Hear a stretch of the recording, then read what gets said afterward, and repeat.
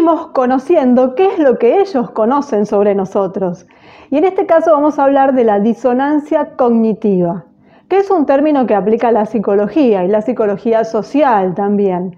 Entonces vamos a ver qué es para conocer cuáles son sus herramientas.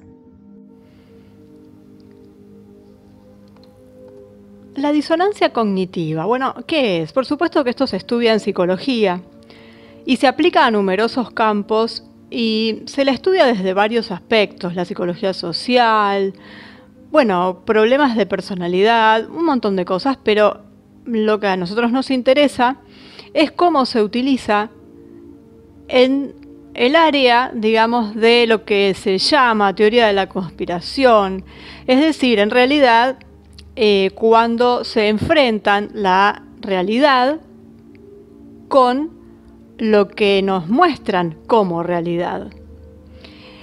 Y la definición, digamos, de disonancia cognitiva sería sostener dos creencias en conflicto que hace que nos sintamos un poco incómodos y que rechacemos al menos una de ellas.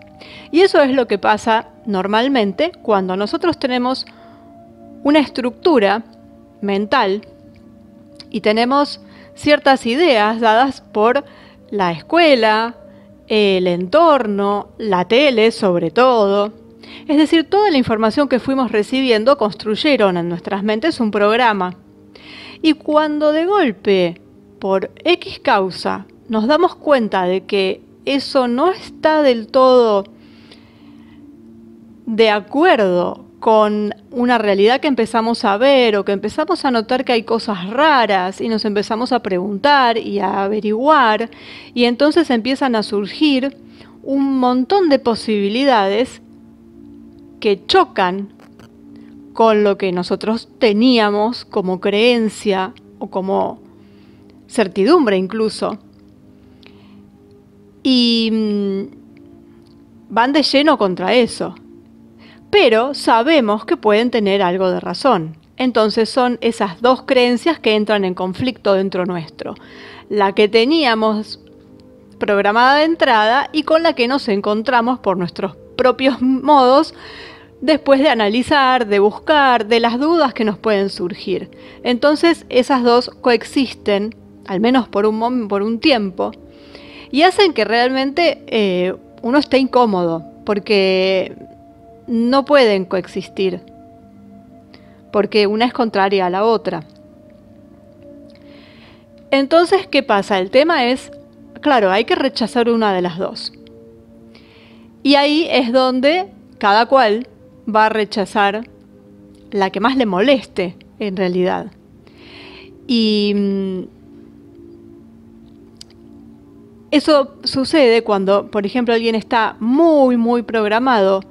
Va a rechazar de plano cualquier posibilidad que vaya en contra de eso, sin siquiera analizarlo. Es decir, eso es lo que nos pasa cuando le queremos mostrar, aunque sea algo, a alguien que está muy cerrado, para que lo evalúe, ¿no? Para convencerlo. Está bien, hay gente que quiere convencer al resto a toda costa, pero cuando lo normal es no tratar de convencer a nadie, sino de darle las mismas herramientas con las que nos encontramos. Y bueno, entregarle eso para que con eso haga lo que quiera. Pero muchas veces puede pasar que la persona empieza a investigar, llega a la misma conclusión que nosotros o llega a otra conclusión. Y puede pasar que directamente la persona no quiera saber nada, con que exista algo diferente a lo que tenía en su cabeza. Porque tiene generada esta disonancia cognitiva muy fuerte y entonces rechaza la nueva posibilidad. Otros van a empezar a rechazar la vieja programación que tenían. Eso va a depender de cada uno y de un montón de factores que convergen en cada personalidad. Y el ejemplo más claro hoy en día lo tenemos en el tema que nos está persiguiendo a todos, que es el tema del bicho, que uno tenía la creencia, o la mayoría de la gente tenía la creencia de que la ciencia era algo útil para descubrir la verdad y que los médicos se preocupaban por el bienestar de sus pacientes y que no estaban involucrados en una conspiración generalizada para causarnos problemas.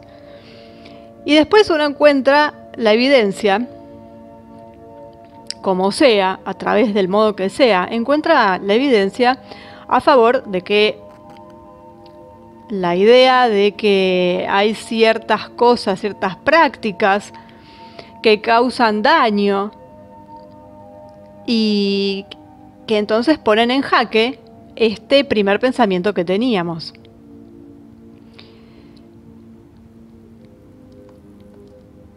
Entonces, ¿qué es lo que hace nuestro cerebro?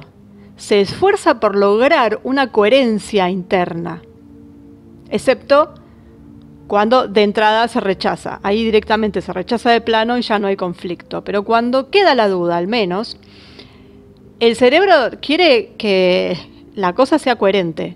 Y como son dos pensamientos totalmente opuestos, no puede haber coherencia. Y entran en conflicto entre sí. Por eso es que hay que rechazar una de las dos. Y además el malestar que uno siente aumenta según cuán importante es el tema para cada uno de nosotros, cuántos son los pensamientos disonantes que entran en conflicto, porque pueden ser más de uno, y son más de uno porque esto es una realidad muy compleja. Y también el malestar aumenta cuando hay una incapacidad para racionalizar y explicar el conflicto, donde se hace el famoso cacao en la cabeza. Entonces, claro, por eso hay que rechazar una de las dos. Y así es como vemos claramente qué persona rechaza una y rechaza la otra en función de la actitud que toma ante la realidad que tiene frente a sí. Y porque ya enterarse se entera todo el mundo de que existe otra posibilidad. Cosas raras ve todo el mundo. El tema es qué hace con eso. Y tiene que ver con esto, con la disonancia cognitiva y qué hace con esos pensamientos disonantes entre sí. ¿Con cuál se queda? Y hay un teorema, se llama el teorema del acuerdo de Aumann, que es como una versión multijugador de esto, digamos. Y Aumann mostró que hay que tomar en cuenta y hay que tomar muy en serio el desacuerdo, porque si dos agentes racionales no están de acuerdo, al menos uno de ellos está equivocado. Y por eso no hay que tomarlo tan levemente. Es decir, si son tan contrapuestos y no pueden coexistir, alguno de los dos es el correcto. Entonces hay que ponerse a analizar bien esto para tratar de ver al menos cuál nos parece, y tratar de encontrar información al respecto, de buscar datos fidedignos, por supuesto, para poder elaborarlo, porque no hay que quedarse con lo que dijeron, tal cual dijo esto o tal dijo lo otro. Hay que buscar las bases, hay que buscar fundamentos, y cuando uno tiene ya cosas serias en la mano, entonces ahí poder decidir. Mientras tanto va a estar en ese momento de duda que es incómodo, porque las dos cosas pugnan dentro de uno.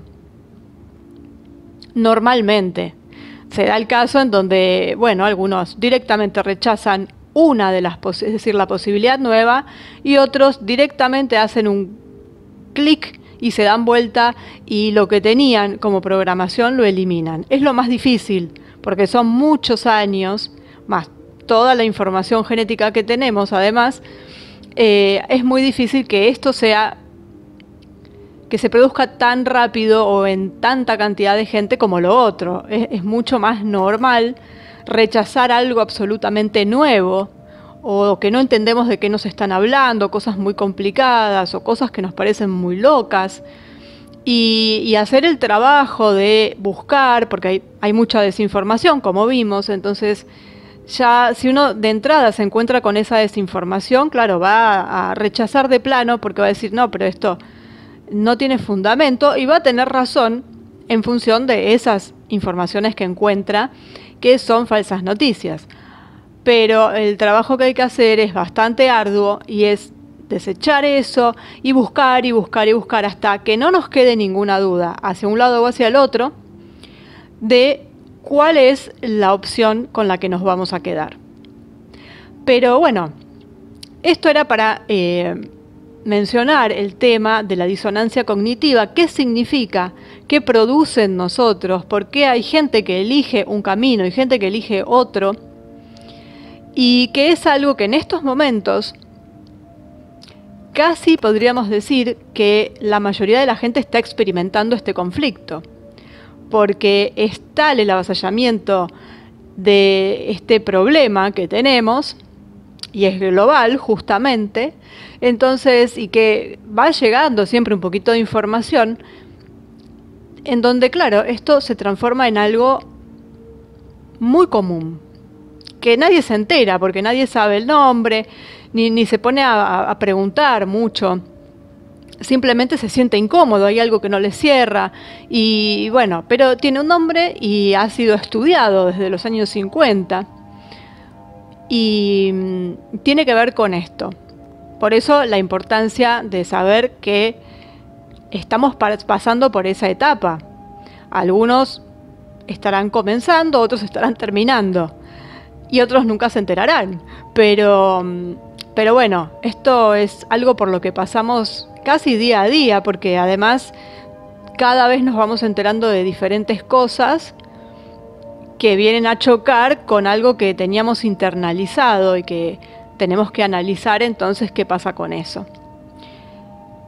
Pero bueno, con eso nos encontramos también cuando tratamos de pasar información a gente que por ahí no está del todo embebida en la otra realidad que tenemos, y que hay que saber hacerlo también, porque es muy chocante tirar toda la información así de golpe, la otra persona se ve apabullada y realmente parece una cosa de locos y la va a rechazar de plano, y es una pena porque quizás esa persona se hubiera hecho un camino lento y tranquilo, y se pudiera sentar a evaluar, pudiera haber un montón de cosas que en un caso brutal lo va a rechazar, porque es normal que lo haga, lo va a rechazar y se pierde la posibilidad de analizar muchas cosas y de elegir, sobre todo, que es lo más importante.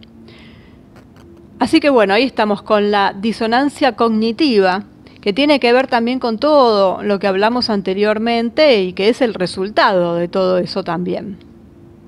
Sabiendo esto, entonces a partir de ahora solo nos queda analizar y no dejarnos llevar por esta disonancia cognitiva, por estos conceptos que se chocan entre sí en nuestras cabezas, y no quedarnos en la parte cómoda de decir, bueno, me quedo con lo que sé porque si no tengo que ponerme a averiguar y hacer un montón de cosas. No, cuando aparece algo, por más chocante que nos parezca, busquemos, para después, de última, si uno lo va a rechazar, que sea después de haberlo investigado.